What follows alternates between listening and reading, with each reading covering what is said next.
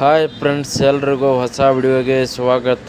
India versus New Zealand first T20 ಮ್ಯಾಚಲ್ಲಿ ನಮ್ಮ ಇಂಡಿಯಾಗೆ 48 ಬೃಹತ್ ಮೊತ್ತದ ಅಂತರದಿಂದ ಒಂದು ಗೆಲುವು ಸಾಧಿಸಿತು. ಹಾಗೆ ಇವತ್ತು ಇಂಡಿಯಾ ವರ್ಸಸ್ ನ್ಯೂಜಿಲ್ಯಾಂಡ್ T20 ಎರಡನೇ ಮ್ಯಾಚ್ ಇದೆ. ಈ ಮ್ಯಾಚಲ್ಲಿ ಒಂದು ದೊಡ್ಡ ಬದಲಾವಣೆ ಆಗೋ ಚಾನ್ಸ್ ಇದೆ ಅಂತಲೇ ಹೇಳ್ಬೋದು.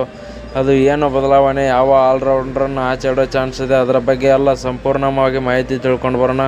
ಅದಕ್ಕಿಂತ ಮುಂಚೆ ನೀವು ಕೂಡ ಒಬ್ಬ ಟೀಮ್ ಇಂಡಿಯಾದ ಅಭಿಮಾನಿ ಆಗಿದ್ದರೆ ಈಗಲೇ ನಮ್ಮ ಚಾನಲ್ಗೆ ಸಬ್ಸ್ಕ್ರೈಬ್ ಮಾಡ್ಕೊಳ್ಳಿ. ಹಾಗೆ ಪಕ್ಕದಲ್ಲೇ ಇರೋ ಬೆಲ್ ಐಕನ್ ಮೇಲೆ ಆಲ್ ಅಂತ ಕ್ಲಿಕ್ ಮಾಡ್ಕೊಳ್ಳಿ. ನಾವು ಯಾವುದೇ ಹೊಸ ವಿಡಿಯೋ ಅಪ್ಲೋಡ್ ಮಾಡಿದರೂ ಮೊದಲು ನಿಮಗೆ ನೋಟಿಫಿಕೇಷನ್ ಬರುತ್ತದೆ.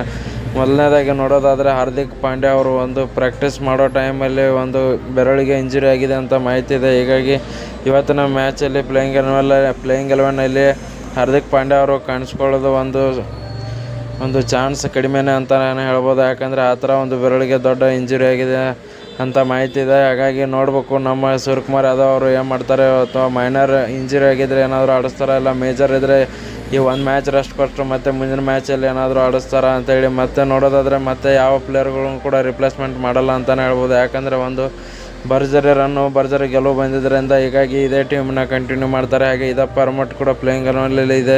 ಸಂಜು ಸ್ಯಾಮ್ಸನ್, ಅಭಿಷೇಕ್ ಶರ್ಮಾ ಇವರೇ ಓಪನರ್ ಆಗಿ ಬರ್ತಾರೆ ಅಂತಲೇ ಹೇಳ್ಬೋದು. ಯಾಕಂದರೆ ಆ ಥರ ಟೀಮ್ ರೆಡಿ ಆಗಿದೆ.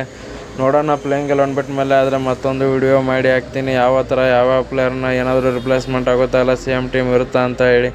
ವಿಡಿಯೋ ಇಷ್ಟ ಆಗಿದ್ದರೆ ಲೈಕ್ ಮಾಡಿ, ಶೇರ್ ಮಾಡಿ, ಸಬ್ಸ್ಕ್ರೈಬ್ ಮಾಡ್ಕೊಳ್ಳಿ. Thank you for watching.